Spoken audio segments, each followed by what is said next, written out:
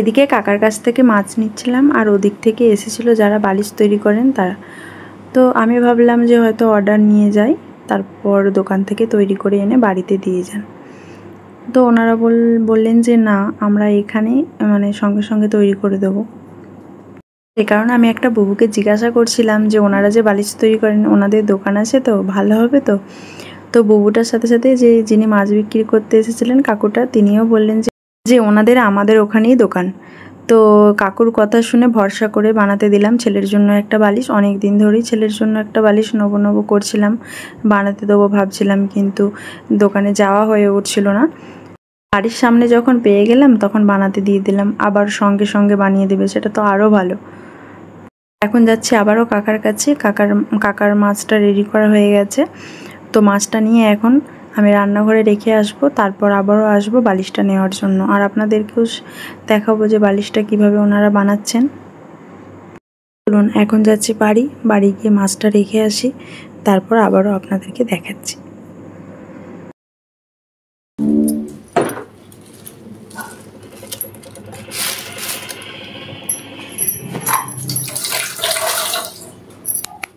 বালিশের কাভারের কালারটা বেশ ভালো লাগছে না? চেকের মধ্যে নানা রকম কালারের কম্বিনেশনে বেশ ভালোই লাগছে।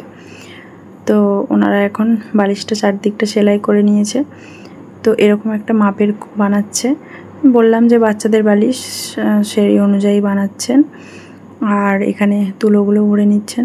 তো তারপর লাস্টের দিকে ওজন করবেন যে কতটা কি ওজন হলো, তো যদি লাগে তারপর আবার ওনারা দেবেন। তুলো ভরে নিয়ে এরপর ওজন করছেন। তো 300 মতো তুলো দিয়েছিল। তো দেখুন এই যে 300 মতো তুলো দিয়ে তারপর আবারও এক্সট্রা করে একটুখানি তুলো দিয়েছিল। যেহেতু বললাম বাচ্চার বালিশ একটু ভালো করে করবেন, তাহলে কিন্তু আবারও পরে বালিশ বানাবো আরও। তো বললো যে না, ছোটো বাচ্চার বালিশ সেহেতু ভালোভাবে বানিয়ে দিচ্ছে, ভালো তুলো দিয়ে বানিয়ে দিচ্ছে, কোনো অসুবিধা হবে না। তো আমি বললাম যদি বালিশ ভালো হয় তাহলে কিন্তু আবারও বানাতে দেবো বালিশ, আর যদি ভালো না হয় তাহলে কিন্তু আর বানাতে দেবো না। দেখুন বালিশটা কিন্তু পুরোপুরি রেডি হয়ে গেছে। তো এখানটা একটু সেলাইটা বাকি আছে, এই সেলাইটা হয়ে গেলেই কিন্তু বালিশটা রেডি হয়ে যাবে। তো সেলাই কমপ্লিট করার পর বালিশটার ওপরে লাঠি দিয়ে ভালো করে ঘা দিয়ে নেবে, বালিশটা ভালো করে তুলোগুলো সমান করে নেবে। তো আপনাদের এই পুরো বালিশ তৈরি করার প্রসেসটা কীরকম লাগলো অবশ্যই কমেন্টে জানাবেন, আর ভিডিওটি ভালো লাগলে লাইক করে দেবেন।